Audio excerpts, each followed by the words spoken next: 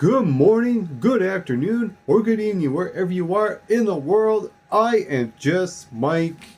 I haven't done these in such a long time. I'm going to do a little thing here I like to call the Ultra Power 100 feature presentation, and this is episode number 5. The last time I done an episode like this, I think it was last year, so I wouldn't mind picking things up again and started doing stuff like this again. Maybe go over at least one or two topics depending on how the video goes, the length of it, and all that sorts of stuff.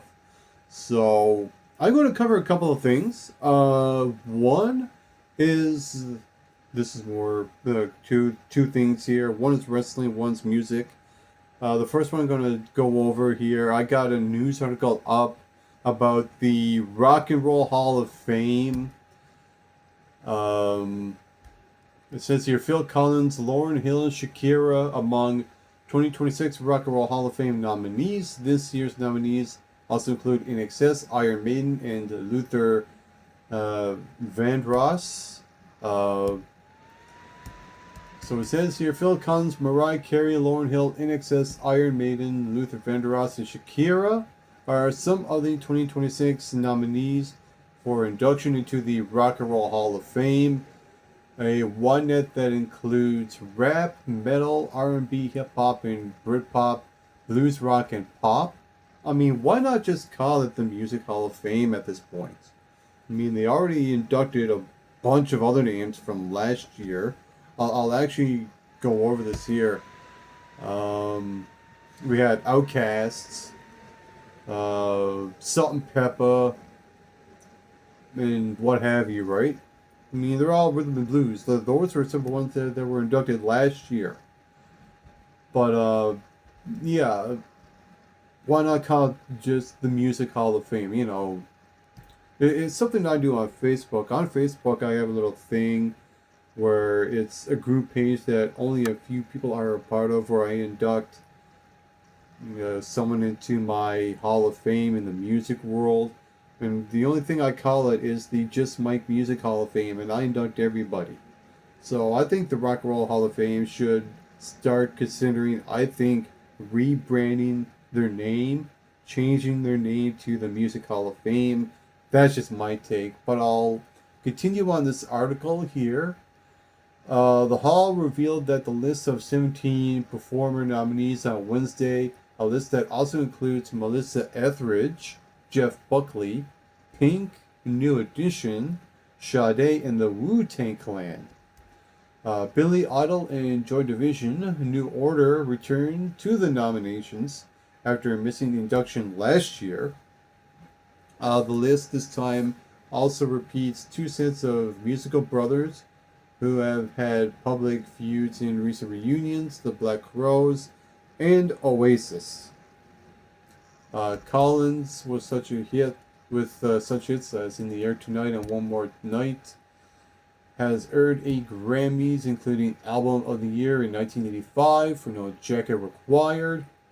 Hill's The Miseducation of Lauryn Hill made history as the first pop album to win the Grammy for Album of the Year in 1999.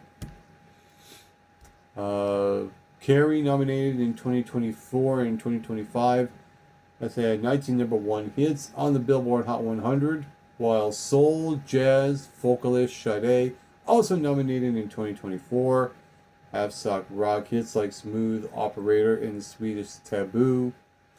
The Wu-Tang Clan have been hailed as rap innovators since the game-changing 1993 debut album entered the Wu-Tang Clan 36 chambers.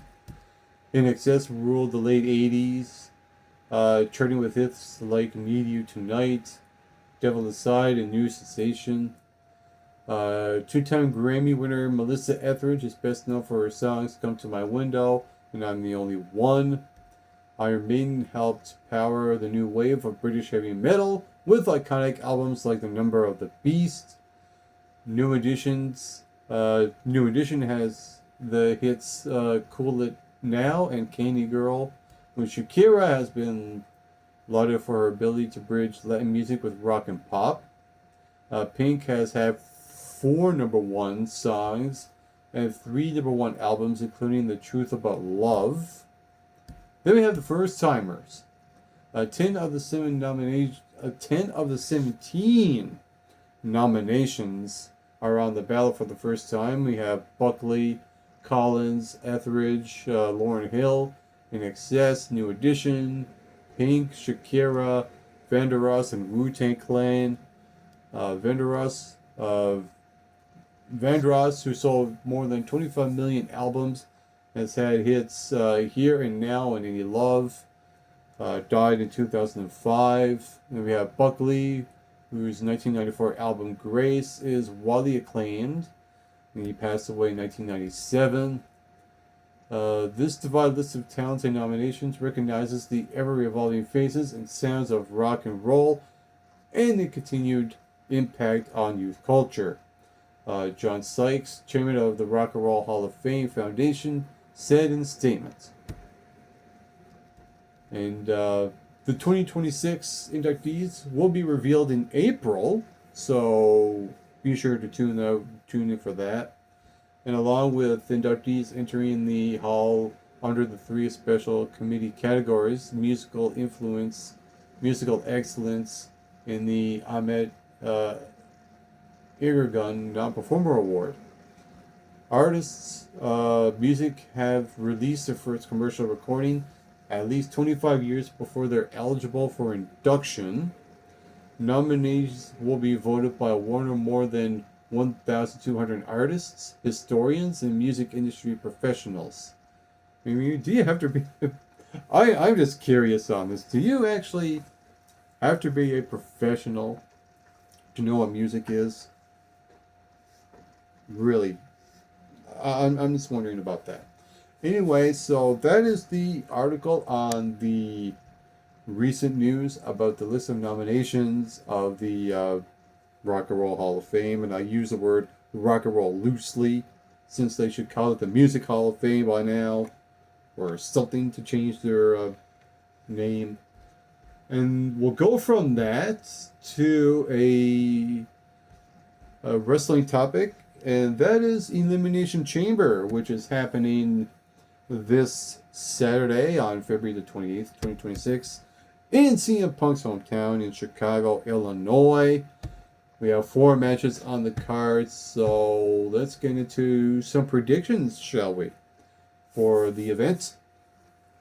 The Men's Elimination Chamber. For an undisputed WWE Championship at WrestleMania 42. The match here is we have Randy Orton, LA Knight, yeah, Cody Rhodes, Javon Evans, Whoop That Trick, as in Trick Williams, and Jey Uso. So who do I have as a prediction for this match? I will say that there's no way. I don't see Jey Uso winning this. They already been there, done that with him with the title. Trick Williams, he's still fairly new. I don't see him winning. Javon Evans will be there for the highlights, so I don't see him winning either. As far as LA Knight goes, he deserves a push, but I don't think it's here. So I'm going to exclude him. So it comes down to 2. It comes down to Randy Orton and Cody Rhodes. And the way I see it, I cannot see Cody Rhodes not winning this coming out of the chamber. I just don't. So my prediction, I'm going to go with Cody Rhodes as the guy who wins this match. And he will go on to face Drew McIntyre for the WWE Championship at WrestleMania, I think. Now, as far as what the match will be for the WWE title by then, I hope, and I emphasis on this, I hope that it's not just a one-on-one match. I hope that 1 or 2 names get involved in this somehow. I think that Jacob Fatu, I think, should be involved in the title picture because it's someone new, someone different, and I think he deserves a push as well. Maybe you could throw in Randy Orton as well, make it a fatal 4-way. We'll see what happens until then. But for now, like I said, I got Cody Rhodes to win the Men's Elimination Chamber. As for the Women's Elimination Chamber match, we have Tiffany Stratton, Rhea Ripley, Alexa Bliss, Asuka, Kiana James, and Raquel Rodriguez. I think Raquel Rodriguez is definitely a wild card, so I will not rule out Raquel Rodriguez as a possibility, but I don't think she's winning because that would be weird if she ends up facing Stephanie Vicaire. I don't know if I see that. And plus, I think that they're starting to build up a little bit of a storyline between Raquel and Liv Morgan once they split. So I don't see Raquel winning. Kiana James, I can exclude her right away as well. Similar with Asuka, I don't see her winning. Alexa Bliss, I don't know if I see it, but I will not be surprised if she does win. I'd like to see you win, but I don't think she will. Which comes down to who I think is the real star, Rhea Ripley and Tiffany Stratton. As far as what the WrestleMania match will look like, who will face Jade Cargill for the WWE Women's title at WrestleMania, you could go either way. You could go with Tiffany Stratton and get a rematch, but we already been there, done that. I will love to see Jade Cargill face the real star, Rhea Ripley. That is a match I would love to see. Will it happen at WrestleMania? I don't know. But it's a big match for Jade. If I had to pick a prediction for this match, I think it's going to be Rhea Ripley. Just for the sheer two behemoths going at it at WrestleMania, Jade Cargill and Rhea Ripley. That is a star-making match right there. Then we have two singles matches. We have Becky Lynch defending her Women's Intercontinental Championship against AJ Lee. Why not give AJ Lee the title here? I think because AJ Lee is not a full-time wrestler, I don't want to see a part-timer with the title if they're not going to be on Raw every week. I think now is the perfect time to have AJ Lee become the Women's Intercontinental title champion. I mean, she don't have to have it very long, and she could drop it to whoever. She could drop it back to Becky Lynch at WrestleMania. So I go to pick AJ Lee to win this match. And then we have the World Heavyweight Championship. CM Punk will go one-on-one with Finn Balor. This is an easy one.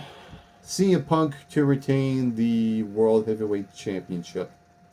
I think Finn Balor is going to look at maybe facing Dominic for the Intercontinental title at WrestleMania. I think that's the road that Finn Balor is going to go. Because at WrestleMania, we all know that CM Punk will be facing Roman Reigns for the World Heavyweight title at WrestleMania, probably night 2, the main event of all main events. So that's my prediction. Let's run this down one more time. I got Cody Rhodes, Rhea Ripley, AJ Lee, and CM Punk. Those are my predictions for the WWE Elimination Chamber coming up this Saturday. And this has been episode number 5 of the Ultra Power 100 feature presentation. On a final note to all of you watching, get plenty of rest and always do your best.